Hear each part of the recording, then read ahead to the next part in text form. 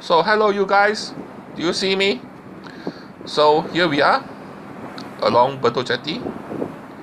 Yep, here, this place where we left off in our last episode.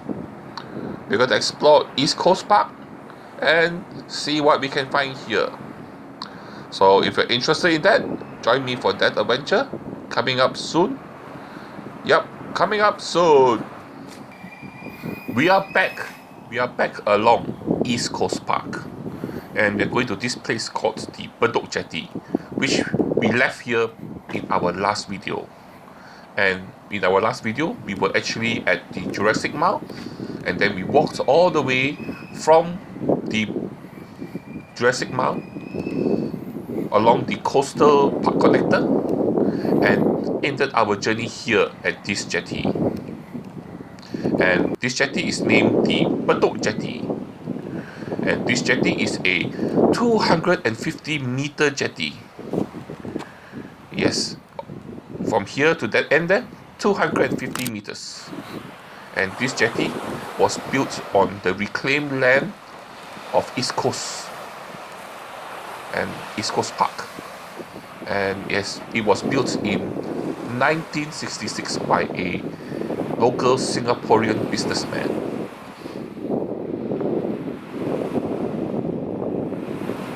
So, what did he build this jetty for?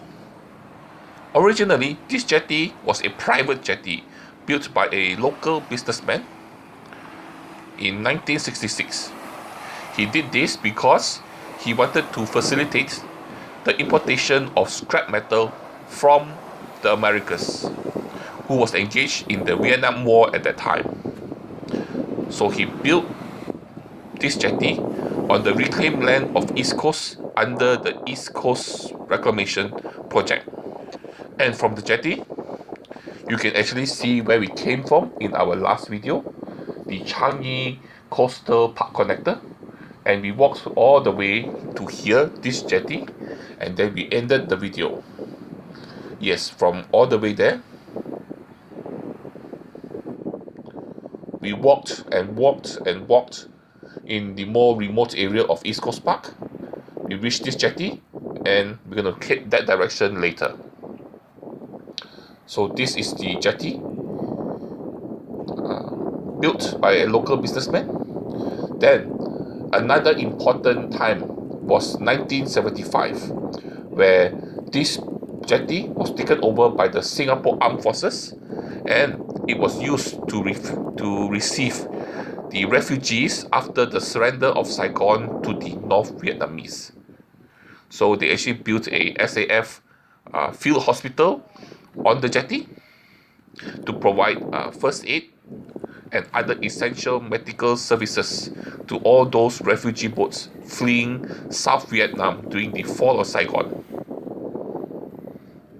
Then in the 1980s onwards, this place became a popular place, and it is now for people who like fishing. So people come here during the daytime and very popular at night to fish on this jetty.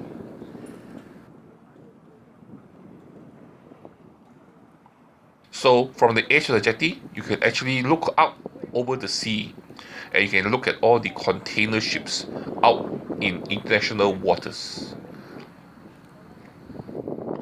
And if you keep looking, you can actually see from here the cityscape, the city line of Singapore, and you can see Marina Bay Sands and even the Singapore Flyer from here. And in one of our early adventures last year, we actually went from one part of East Coast Park all the way to Bay East Garden. But like all structures, there are some stories, some dark stories, maybe rumors, even superstition about this jetty. It is said, according to some people, that the location of the structure of this jetty was built too far out to sea, and it intrudes upon the privacy of the spirits of the sea, and those people who misuse or who disregard the privacy of the spirits would suffer some misfortune. And from the jetty, we'll be heading down that direction, following the beach into that direction. Surprisingly, people say Singapore doesn't have beaches, but look, we have one here. And from the jetty, we are going to follow, walking along here. This looks like a very old pathway, probably built in the 80s for people to walk along to enjoy the sea. And over there are probably newer pathways, jogging paths and cycling paths, which is much more modern, much more newer, and people use it much more often than this old path. But it looks like it's a straight road down that direction. And as you keep walking, you can see lots of trees nearby.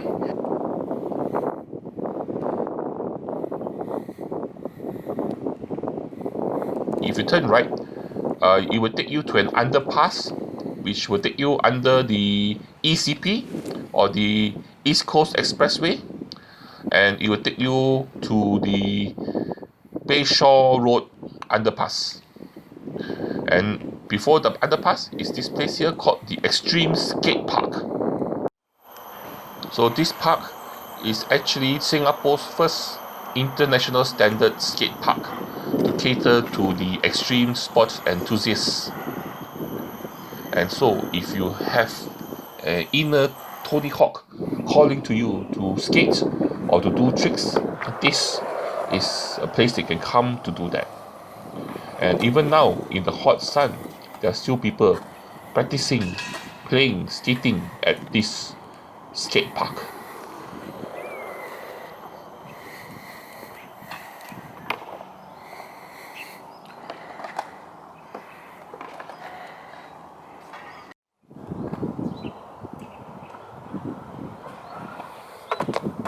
Kids nowadays, they just don't have any fear.